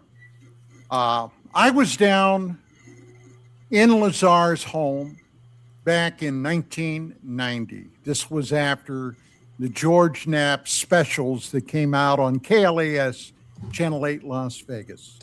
I always kept Lazar in my gray basket. Now, this story with Bob Lazar is huge, and it's got a lot of players, okay?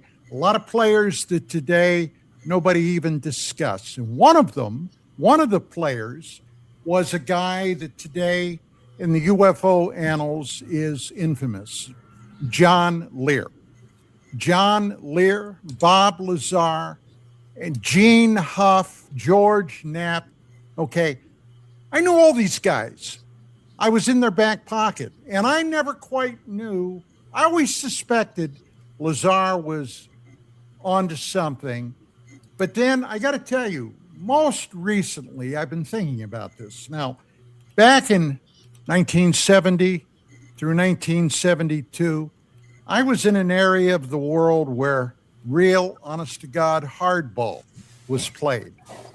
And what I'm going to say may or may not surprise you, but the bottom line is today, I am convinced that Bob Lazar was sanctioned at some level in the cabal to come forward. Perhaps not even with his own active knowledge. But do you know why I think that? Why he was sanctioned? Quite frankly, because he's not dead. If this guy was involved in what arguably could be one of the greatest secrets of modern day human history, and he went public with it, knowing what the ramifications could be, him being dead, and he's not, and his ex-wife is not dead, Gene Huff is not dead, John Lear, well, he died naturally, but he wasn't dead, George Knapp is not dead. What does that mean? It means somebody gave the okay. Now, why? That's the thing. Why? One reason I came up with is in the 1980s through the 1990s, there was still a Soviet Union. What was out there? Area 51, secret spy aircraft, things like the U-2, things like the SR-71, other stuff that I don't even have a clue about, even now, all these years later. Russian spies were as thick as flies on a pile of cow poop, okay? They were, I think, trying to disinform our potential, well, they were, quite frankly, our enemies, trying to disinform them that we had the handle on something that was truly a game changer, truly. And I think Lazar was sent out there, perhaps not even knowingly, but he was sent out there with this story. Now, the story fundamentally, and I've known about the story from day one, has never really changed. Lazar, unlike so many in the field, never attempted to financially capitalize on this, okay? He didn't go to UFO conferences. He didn't hold symposium. He didn't do this, didn't do that. As a matter of fact, I can tell you from my own personal experience, he even hated to talk about it. So, what does this mean? Well, he's still breathing. And the reason he's still breathing, after disclosing what arguably could be one of the greatest secrets in history, is because somebody wanted him to keep breathing. So the bottom line is, yeah, I think Lazar was onto something. Not necessarily everything that they've been floating about this, but he was onto something. And he talked, and he didn't pay a price. And we all know, Chris, we all know that other people have paid a price. Absolutely. But not him. Yeah, you brought up an interesting thing, Don, because he hasn't been killed. And that's a good theory that he may have been sanctioned to do what he did. Commander, what do you think? I'm going to ask go last. Okay. Padre, what do you think? I wonder, I've always wondered the same thing that Don just pointed out. How could someone with access to perhaps the greatest technological discovery in human history and go expose it to everybody, still be alive. The only possible theory I would have would be that they wanted him to disclose what he disclosed, or possibly he has a cache of information with a dead man switch on it, that if anything happens to him or people he cares about, would hit the internet and blow things really out of the water. Those are the only two reasons I can see. But, he's a part of UFO lore. As time goes on, it seems some of the technology that he's mentioned has been validated, or is at least discussed more openly. And it's one of those things that you eat the meat, you spit out the bones, if that makes sense. It does. And the one thing is that Bob Lazar has always been in the news from time to time. I mean, the FBI raided his office. I've never gotten a real story why they did it. Some people say that they were tracking a murderer and that he had something on their computer. Other people say that he was holding element 115, and that's why they raided it. I mean, it would be a great cover story to say, hey, you got information on a murderer on your computer, to be able to get a search warrant, get in there, really looking for element 115. But we never know the story. But I mean, it's not like he did his thing and he was gone. It seems like every 3, 4, 5 years he pops up. His name, Commander. So I've got the Bob Lazar sketch of the sports car as my background. Oh. Mm-hmm. You see Mr. Lazar's scrolling on the side there. I had to dig it up real quick out of my files. Interesting person. We could do a show just on. I would wish that Mr. Lazar would come on our show. I have, like Roswell, I have gone through a couple ups and downs with the Bob Lazar story. And like Roswell, because of Decker, I think I have a deeper appreciation for things that are going on there. I don't think he's a BS artist. I think he is sincerely trying to come up with answers to what he's experienced. But there's also some just incredible, huge gaps there. You look at the academic record, it doesn't seem to make sense. You look at some of these other parts that are coming out about his background, about the people that he associated with. And as we said earlier, when we were talking about the Ghost General and things that are going on there, you have to take all the evidence into your catalog and look at it and decide what's reasonable, what's not, what fits, what doesn't, and work it with that. And that's how I approach Mr. Lazar at this point. I have to say that if I could pick one thing that is just unusual, is something you said, Chris. Mr. Lazar hasn't surfaced with all the things that are going on with disclosure, public statements that are being made, Congress people. And yeah, some people were ruffling his feathers and getting into his face about stuff. I often envision that what goes on in the cabal, as I've referred to it, the deep stating activity that goes on, is there are many sanctions and factions that are making alliances and breaking them as they try to figure out how they're going to keep control of what Don has accurately put, the core secret, the access program control that's there. And I think he's just one of those people that's caught up in that, and that's why he gets hassled, and then why he's get left alone. And the fact that, as Don indicated, still alive, people around him still alive, didn't do a lot to monetize his role or his position. It's good. I'm just interested why he hasn't surfaced, why he hasn't been brought into the forefront on this, as this has lately come up. Because I can't think of a better time for him to show back up again. And maybe that's why he doesn't, because it doesn't follow a predictable pattern. Or the predictable pattern is it's unpredictable. It's called chaos theory in mathematics. I find it interesting. I really would like to talk with him. Not so much to get him to answer direct questions, but I would just like the conversation with him.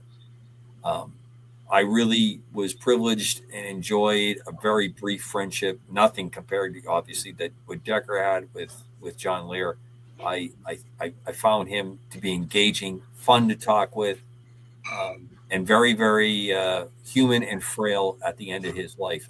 And I appreciated what I got there. And I suspect the same thing would exist with Mr. Lazar. But something sticks to me when we bring him up, and I can't quite put my finger on it. There's a lot of inaccuracies, but at this point, after the things we've looked at and the things that are going around, it really appears to me that he may be just one of the other useful cogs in this, and maybe he's a lot smarter than we give him credit to be. I'll leave it at that. That's a good play. My final thoughts about Bob Lazar is that I don't think he's ever testified in front of Congress. And certainly not this time. And you would think of all people to testify, you would have Bob Lazar. But if he's true to his word, if he's legit, which I think he is, he would know more about this program than anybody else there, because everybody else is third party. This guy has the full knowledge. All right, I'm going to do final thoughts before we wrap the show. Don, your final thoughts. It's going to be very interesting in the next 4 to 6 months to see what, if anything, will come out of this. May is right now is the big, is the big date. What are we going to see? I have not heard the president mention publicly much about the UFO UAP thing since his initial order several months ago about releasing all files on the UFO UAP thing. But of course, with everything happening currently in the Middle East, I'm not surprised, but it's going to be very interesting. And that's all I'm going to say. I'm just going to sit back and I'm going to keep a very close eye on that to see what, if anything, ends up developing. Commander, your final thoughts. Well, as you know, Chris, last night on my other show, on my solo gig, I talked with MUFON Bob, or as we affectionately were calling him, Muffin Bob. If you want to know what that's all about, you need to check into the show. And he made a really interesting pronouncement, because I asked him, we were talking about the symposium conference that MUFON will be putting on in Cincinnati later on in the year, in the summer. And he said, I'm not sure what's going to happen, what we're going to talk about, all the things that are happening. And Don just alluded to that. We have May. We've got some whatever comes out in April. Is the kinds of things that we're talking about going to overshadow what's going on with Operation Epic Fury? In my mind, it is. And I will throw out to the audience and to my learned and really I'm not worthy to carry the book bags of these gentlemen, but I read today that biologists, back in the day in the 70s and 80s when I was a high school and college student, exobiologists have found a particular type of sulfur gas showing up on a planet that you only get when you have biological life causing it to happen. Now, it's a very small story, came out, and it's there. And what it's saying is that we have never seen that gas show up unless you have had biological life occur. That you have to have, obviously, this would most likely be based on a carbon atom, although silicon could probably be part of it. But I think it's interesting that came out because it's just a little tiny footnote that's thrown in there. It's a little tiny thing, like we get every now and then you get that, we found the evidence of water on Mars and that kind of stuff. So I throw that all out. My final two thoughts that I'd like to share. I really appreciate that Venus Moon made the show tonight. into gear and was able to share with us. So that's pretty cool. I'm looking forward to the Sailor Moon. And to Artemis the Cat and to Artemis the crew, Godspeed on their return. I think it's great that we made our trip around the moon, that we overcame shortcomings, that we took off and everything wasn't perfect, because it wasn't perfect when we went to the moon the first time. And yes, I believe we landed on the moon. Yes, I believe we faked a lot of photographs about landing on the moon because we wanted to have good studio pictures. But I want those astronauts to come back, and I hope that God guides it back for a very successful and safe recovery. And let's get on with it. I really would like to see us getting that going on again. Audrey, final thoughts. As I told my congregation on Sunday, we live in very interesting times. And I think that I told them the next 3 to 5 years, we are going to see things that are absolutely going to blow our minds. And now is the time for everybody to anchor themselves. Anchor yourself in truth. Understand what you believe and why you believe it, and pray for the ability to separate truth from falsehood. That's what I have for tonight. Good thoughts. All right, folks, that's our show for the week. Hey, listen, find us on YouTube, subscribe, hit that subscribe button, join us. And, Amanda, finish it up.